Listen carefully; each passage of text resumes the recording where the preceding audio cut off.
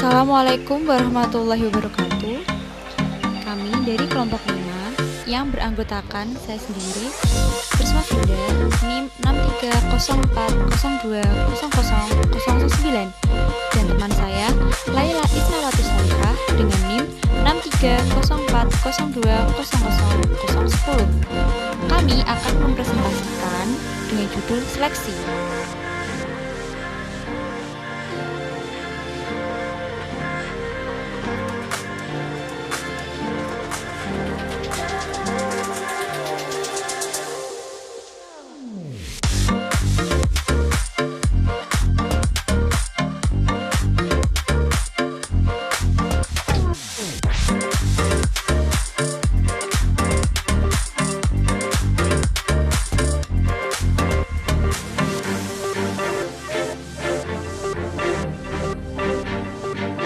Tujuan seleksi.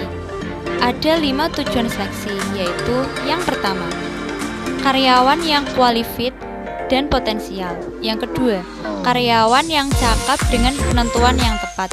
Yang ketiga, karyawan yang jujur dan disiplin.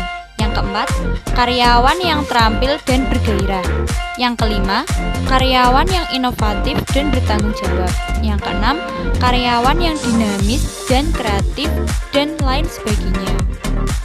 Kualifikasi yang menjadi dasar seleksi diantaranya adalah yang pertama keahlian, yang kedua pengalaman, yang ketiga umur, yang keempat jenis kelamin, yang kelima pendidikan pelatihan, yang keenam keadaan fisik, yang ketujuh tampang, yang kedelapan bakat, yang kesembilan temperatur, dan yang terakhir yang ke-10 adalah karakter. Kriteria dasar MSDI. Ada 5 kriteria dasar MSDI, yaitu yang pertama, seleksi harus dilaksanakan objektif dan jujur. Yang kedua, seleksi berpedoman pada analisis jabatan. Yang ketiga, seleksi harus efektif dan efisien. Yang keempat, seleksi berpedoman pada perencanaan SDM. Yang kelima, seleksi harus memperhatikan peraturan dan ketentuan. Cara seleksi. Cara seleksi yang dilaksanakan organisasi perusahaan maupun oleh organisasi sosial dalam penerimaan karyawan baru sampai dewasa ini dikenal dengan 2 cara, yaitu seleksi non-ilmiah dan seleksi ilmiah. Proses seleksi. Seleksi merupakan tahap lanjutan dari rekrutmen. Dalam proses seleksi tentu tidak hanya satu, tetapi bisa jadi ratusan lamaran yang memiliki minat untuk mengisi jabatan yang disediakan oleh organisasi. 1. Seleksi administrasi. 2. Wawancara pendahuluan. 3. Lamaran formulir pekerjaan. 4. Pemeriksaan referensi. 5. Tes psikologi. 6. Wawancara lanjutan. 7. Persetujuan atas langsung. 8. Tes dan pemeriksaan kesehatan.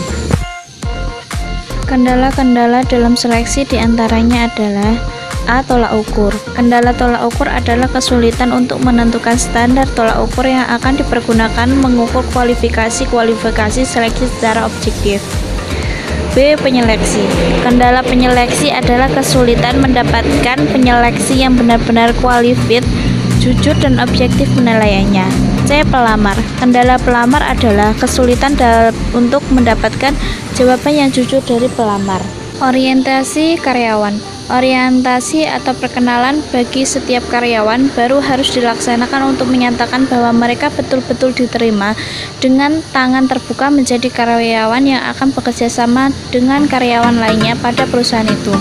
Dengan orientasi ini dapat diatasi keraguan-keraguan, kecanggungan dan menimbulkan rasa percaya diri karyawan baru dalam melakukan pekerjaannya. Seleksi dalam perspektif ekonomi Islam. Seleksi calon karyawan pada prinsipnya adalah membandingkan spesifikasi karyawan yang diinginkan dengan calon karyawan.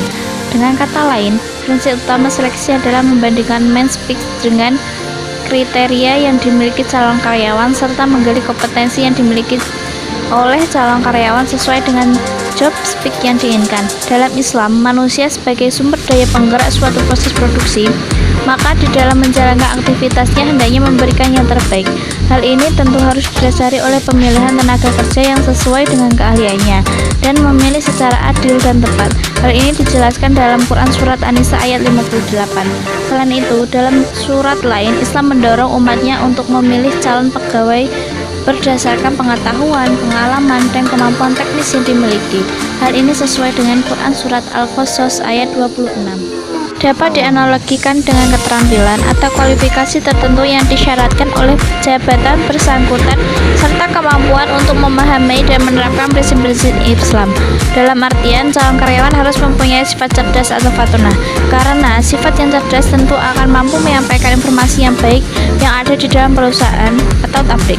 Dapat dipercaya amanah berarti takut kepada Allah SWT. Berkata jujur, sidik, mentaati kewajiban moral dan komitmen pada tujuan-tujuan organisasi serta masyarakat. Islam menyumbang pada pengembangan etos kerja yang positif dalam bidang jasa publik melalui dorongan kepada umatnya untuk bekerja keras. Karena keempat sifat ini oleh calon karyawan sedikit menjamin bahwa mereka memiliki IQ, kecerdasan emosi, dan kecerdasan spiritual yang sudah pasti dibutuhkan dalam melaksanakan pekerjaan. Dalam tahap seleksi calon karyawan yang akan melalui serangkaian tes dan wawancara.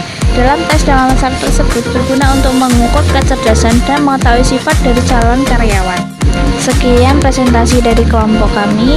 Bila ada salah kata mohon dimaafkan. Wabillahi taufik wal hidayah. Wassalamualaikum warahmatullahi wabarakatuh.